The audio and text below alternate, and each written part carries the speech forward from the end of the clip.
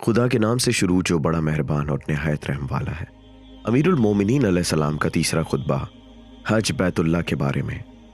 خدا نے تم پر اپنے گھر کا حج فرض کیا ہے جسے سب لوگوں کا قبلہ قرار دیا۔ اس کی طرف لوگ یوں کھنچاتے ہیں جیسے پیاسے جانور پانی کی طرف، اور یوں بےتاب ہو کر اس پر ٹوٹ پڑتے ہیں جیسے کبوتر اپنے آشیانوں کی طرف۔ خدائے بلند و برتر نے اس حج کو اپنی عظمت کے سامنے بندوں کی فروتنی اور اس کی عزت کے اطراف کی نشانیاں قرار دیا ہے۔ اس نے اپنی مخلوق میں سے سننے والے لوگ چن لیے ہیں جنہوں نے اس کی دعوت پر لبیک کہی اور اس کے ارشاد کی تصدیق کی۔ وہ اس کے انبیاء کے مقام پر ٹھہرے اور ان ملائکہ سے ملتے جلتے نظر آنے لگے جو اس کے عرش کا طواف کر رہے ہیں۔ وہ اپنی عبادت کی تجارت گاہ میں نفع جمع کر لوٹ رہے ہیں اور اس کی وعدہ گاہ مغفرت کی جانب قدم بڑھا رہے ہیں۔